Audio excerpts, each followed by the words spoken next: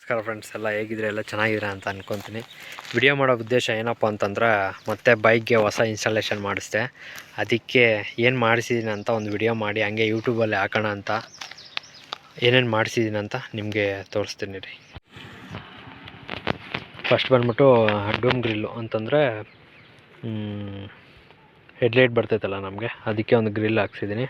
And crash guard ಬಂದ್ಬಿಟ್ಟು ಹಾಕಿಸಿರೋ ಉದ್ದೇಶ ಎಲ್ಲಾದರೂ ಗಾಡಿ ಏನಾದರೂ ಇನ್ ಕೇಸ್ ಕೆಳಗೆ ಬಿದ್ದರೆ ಏನು ಟ್ಯಾಂಕ್ಗೆ ಡ್ಯಾಮೇಜ್ ಆಗ್ತಿರೋಂಥ ಒಂದು ಇಂಟೆನ್ಷನಲ್ಲಿ ಇದು ಹಾಕ್ಸಿದ್ದೀನಿ.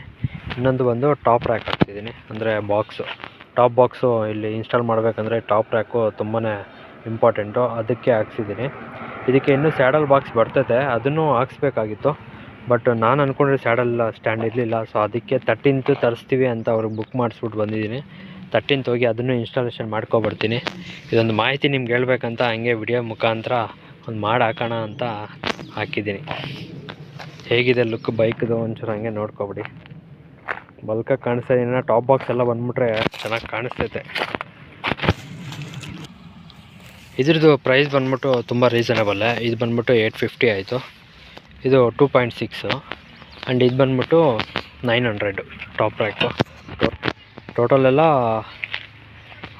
4.350 ಆಯಿತು. ಬಟ್ ನಾವು 4000 ಕೊಟ್ಟೆ ಅಷ್ಟೇ.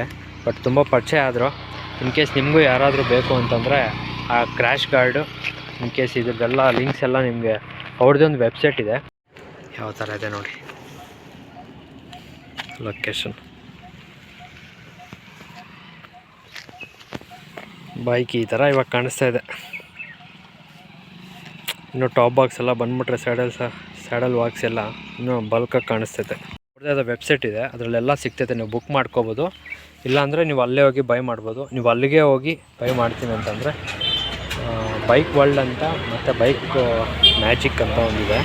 ಸೊ ಬೈಕ್ ಮ್ಯಾಜಿಕಲ್ಲೇ ನನಗೆ ತುಂಬ ಪರಿಚಯ ಇದ್ರು, ಬಾಬು ಅಂತ. ಅವರು ತುಂಬ ಸಪೋರ್ಟ್ ಮಾಡ್ತಾರೆ. ನಿಮ್ಗೆ ಯಾವುದಾದ್ರು ಸಜೆಷನ್ಸ್ ಬೇಕಂದರೆ ಕೂಡ ನಿಮ್ಗೆ ಚೆನ್ನಾಗೇ ಕೊಡ್ತಾರೆ ಅವರು.